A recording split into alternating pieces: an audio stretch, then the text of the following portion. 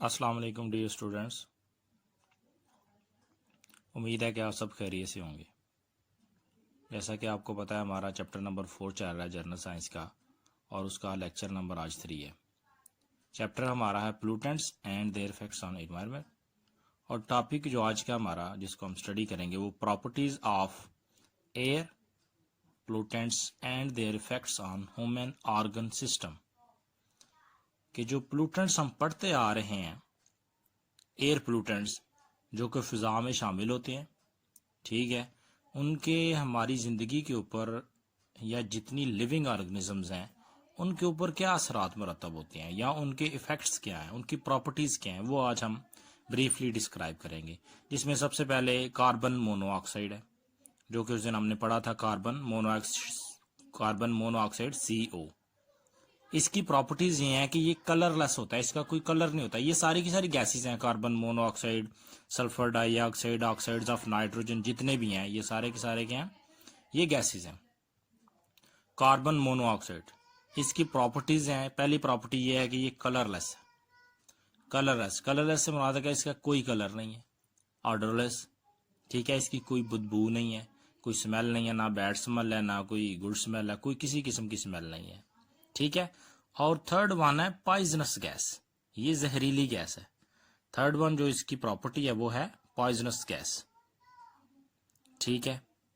उसके बाद इफेक्ट्स क्या हैं कि इसके जो है ह्यूमन ऑर्गन सिस्टम जो है उसके ऊपर क्या इफेक्ट है।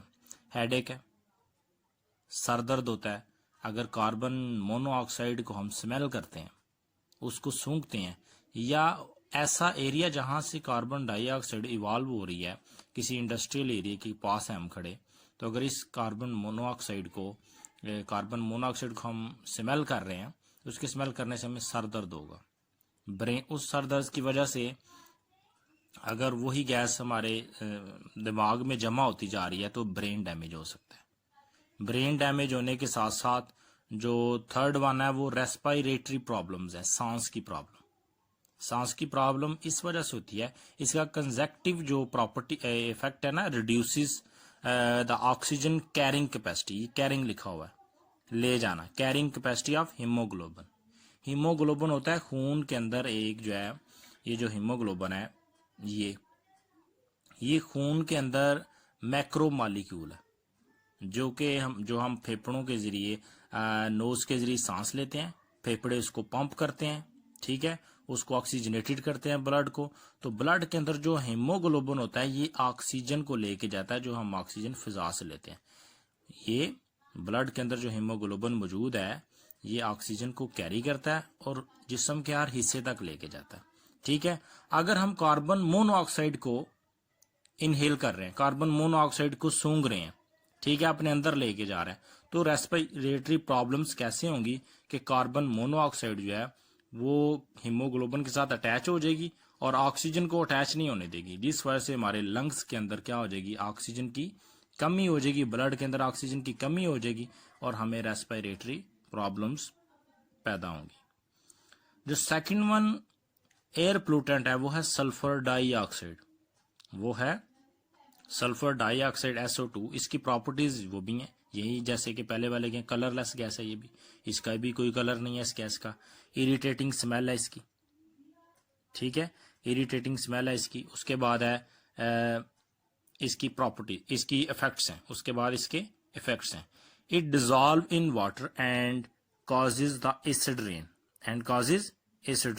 एसिड रेन ये होती है कि ये जो एसिडिक मटेरियल्स होते हैं जैसे कार्बन डाइऑक्साइड है या सल्फर डाइऑक्साइड है, ये जब फिजा में मौजूद होते हैं तो जो बारिश आती है तो बारिश के कतरों के साथ ये मिलके एसिडिक रेन बना देते हैं। एसिडिक रेन कोई स्पेशल नहीं होती, वही बारिश होती है जो बरसती है आम दिनों में भी, लेकिन ऐसे एरियाज जहाँ पे इंडस्ट्रीज ज्यादा हैं वहां पे ये गैसेस भी ज्यादा होंगी, SO2 भी ज्यादा होगी, CO2 भी ज्यादा होगी, NO2 भी ज्यादा होगी।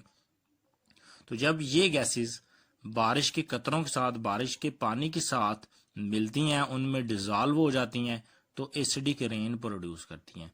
उस रेन की, उस पानी की नेचर क्या हो जाती है, एसिडिक हो जाती है। तो वो जिस जगह के ऊपर भी पड़ेगा, पत्तों के ऊपर पड़ेगा तो उनको डैमेज करेगा, बिल्डिंग के ऊपर पड़ेगा तो उनको डैमेज करेगा।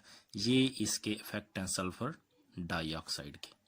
फर्स्ट वन जो हमने पढ़ा है कि एसिडिक जो है ना वो रेन प्रोड्यूस करता है। दूसरा ब्रीथिंग डिफिकल्टीज, इसमें भी यही है कि सल्फर डाइऑक्साइड जो है इसके स्मेल करने से, इसके सूंघने से, इसके इनहेल करने से भी सांस की प्रॉब्लम्स होती हैं। ठीक है, निमोनिया होता है, निमोनिया भी वही चीज़ होती है, लंग्स कैंसर, निमोनिया में भी सांस की प्रॉब्लम होती है, लंग्स कैंसर हो सकता है। मसलसल SO2 को के सूंघने से या ऐसे एरिए में जहाँ पे बहुत ज़्यादा SO2 एग्जॉस्ट हो रही है, अगर आप उस एरिए में आपकी रिहाइश है तो आपके मसलसल सूंघने से आपको लंग्स कैंसर हो सकता है। Oxides of nitrogen, oxides of nitrogen जैसा कि हमने पढ़े थे NO है, NO2 है। ठीक है, इनकी प्रॉपर्टीज ये हैं कि all the oxides of nitrogen और टॉक्सिक, इस जितने भी नाइट्रोजन के ऑक्साइड्स हैं, NO है या NO2 है, ये सारे के सारे क्या होते हैं, टॉक्सिक होते हैं। ये सारे के सारे जहरीले होते हैं, खतरनाक होते हैं, ये सारे के सारे खतरनाक होते हैं। सॉरी, टॉक्सिक का मतलब है खतरनाक। इफेक्ट्स, इफेक्ट्स क्या है इसके, एसिड रेन, इसका भी वही इफेक्ट है कि NO2 जो फिजा में मौजूद होगी पानी के कतरों के साथ मिलकर ये एसिड रेन प्रोड्यूस करेगी। सेकेंड वन क्या है, they have severe effect on lungs and damage them, इसका भी वही इफेक्ट है कि जो नाइट्रोजन के ऑक्साइड्स हैं ये भी हमारे लंग्स को क्या करते हैं, डैमेज करते हैं, ये भी हमारे लंग्स को डैमेज करते हैं जब हम इनको इनहेल करते हैं, मुसलसल इनहेल करते हैं। सो स्टूडेंट्स, आज का ये टॉपिक था properties of air pollutants and there effects on human organ system, कि इनके हमारी ज़िंदगी के ऊपर क्या असरात है, हमारी बॉडी के जो ऑर्गन्स हैं उनके ऊपर क्या असरात हैं, किसको डैमेज करते हैं, किसको क्या इफेक्ट करते हैं, और इनकी प्रॉपर्टीज़ क्या थी। प्रॉपर्टीज़ कहते हैं किसी की खसूसियत, तबई खसूसियत, इसका कलर कैसा है, इसका रंग कैसा है, इसकी बू कैसी है, स्मेल कैसी है या नहीं है, इनको प्रॉपर्टीज़ कहते हैं। ठीक है, तो ये सारी पढ़ी हमने, कार्बन मोनोऑक्साइड की भी, सल्फर डाइऑक्साइड की भी, और ऑक्साइड्स ऑफ नाइट्रोजन की भी। सो आज का यही हमारा टॉपिक था। और अगेन मैं आपको एक एडवाइस कर रहा हूँ कि बेटा आप बार बार एक ही बात पूछते हो कि सर इसका होमवर्क क्या करना है। आपने इसके रिलेटेड जितनी डायग्राम्स है, जो भी टॉपिक है, वो डायग्राम बनानी है और होमवर्क मस्ट करना है। पहले लेक्चर को नोट करना है, लेक्चर को अच्छी तरह से सुनना है, बार बार सुनना है। उसके बाद आपने बुक खोलनी है, बुक से ये टॉपिक्स रीड आउट करने हैं, रीड आउट करने के बाद इनको याद करना है, याद करने के बाद इनको जुबानी लिखना है, जुबानी लिख के मेरे पर्सनल कांटेक्ट पे आपने मुझे सबमिट करवाना है। फिर मैं वो असाइन करूँगा आपको कि आपका जो काम है वो ठीक है या जो ना वो गुजारे के लाएगा बस।